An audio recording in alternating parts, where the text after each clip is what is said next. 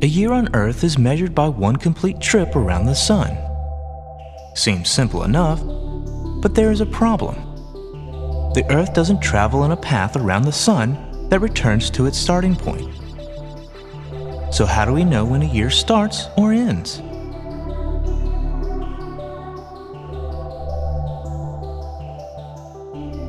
Well, one way, called a sidereal year, measures our orbit against the distant stars. As viewed from the Earth, our orbit causes the Sun to appear to move through the constellations of the zodiac on a path called the ecliptic. And when the Sun returns to its starting point, a sidereal year has passed. This motion is difficult to observe directly because the stars cannot be seen when the Sun is in the sky. However, if you look at the sky before each dawn, the annual motion is very noticeable. The last stars seen to rise are not always the same, and within a week or two, an upward shift can be noted. As an example, in July in the Northern Hemisphere, Orion cannot be seen in the dawn sky, but in August, it becomes easily visible. Measuring a year this way gives a period that is 365 days, 6 hours, 9 minutes, and 10 seconds long.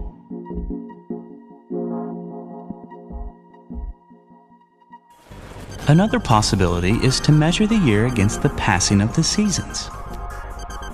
Because of the tilt of the Earth on its axis, the position of the Sun in the sky changes from day to day throughout the year. If we were to take a picture of the Sun at noon regularly throughout the year, we would see the Sun moving on this path called an analemma. On the days in its orbit when the Earth is at a maximum tilt towards or away from the Sun, the length of the daylight is at a maximum or a minimum. These days are called solstices, and the Sun will be at the top left or bottom right of the analemma. On the days when the Earth's tilt is perfectly sideways to the Sun, the day and night are equal in length. These are the equinoxes, and the Sun will be at this crossover position in the analemma. When the Sun goes from one vernal equinox to the next, a tropical year has passed. Measuring this way gives a year that is 365 days, 5 hours, 48 minutes, and 46 seconds long.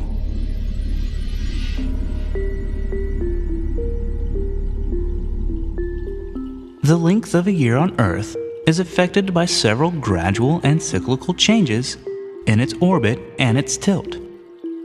First, there is the precession of the Earth's axis. Over a period of about 26,000 years, the Earth's axis traces out a circle in the sky. One result of this is that the North Star changes over time. Right now, the Earth's axis points towards Polaris. 5,000 years ago, the axis pointed to a star in the constellation Draco. And 12,000 years ago, the brilliant star Vega was the pole star. And because of the 26,000-year cycle, Vega will be the pole star again in 14,000 years. The precession of the equinoxes is caused primarily by gravitational forces of the Sun and the Moon acting on the Earth. While the axial tilt is the primary cause of seasons on the Earth, the distance from the Sun, which changes throughout the year because of the elliptical shape of the Earth's orbit, contributes a small bit of temperature variations throughout the year as well. When the axis is aligned so it points towards the Sun during perihelion, one hemisphere will have a greater difference between the seasons, while the other hemisphere will have milder seasons. The hemisphere, which is in summer at perihelion, will receive much of the corresponding increase in solar radiation. But that same hemisphere will be in winter at aphelion and have a colder winter. The other hemisphere will have a relatively warmer winter and cooler summer. When the Earth's axis is aligned such that aphelion and perihelion occur near the equinoxes, the northern and southern hemisphere will have similar contrast in the seasons. At present, perihelion occurs during the southern hemisphere's summer, and aphelion is reached during the southern winter. So the southern hemisphere seasons are somewhat more extreme than the northern hemisphere seasons when other factors are equal.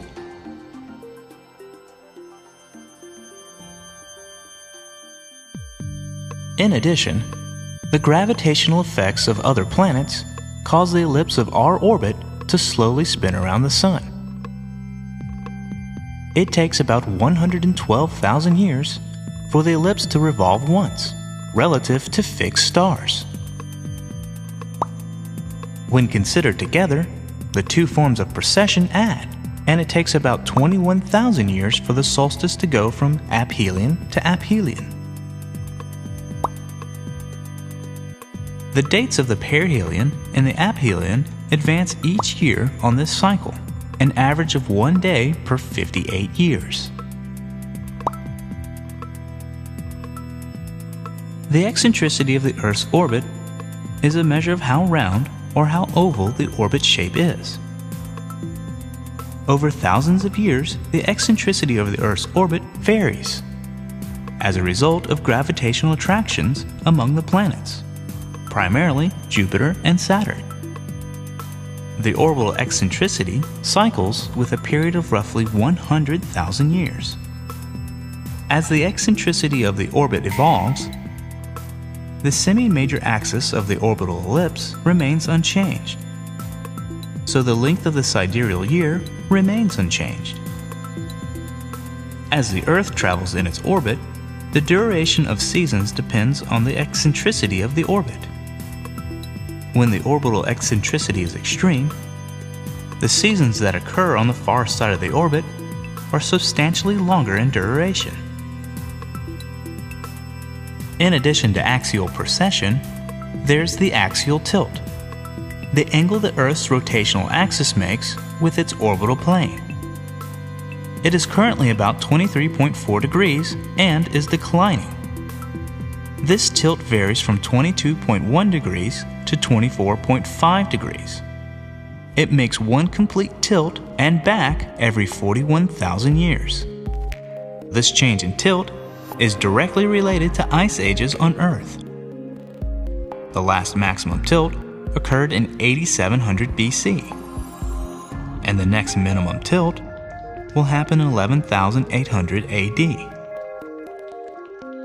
The inclination of Earth's orbit drifts up and down relative to the present orbit, with the cycle having a period of about 70,000 years. And the orbit also moves relative to the orbits of other planets as well.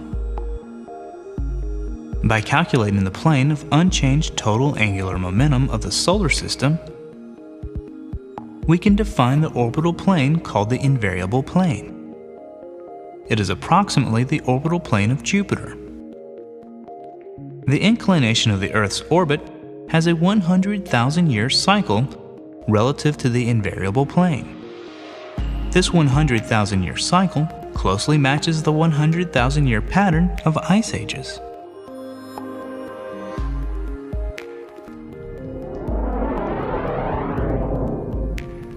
A year on Earth is directly determined by all the various orbital motions of the Earth.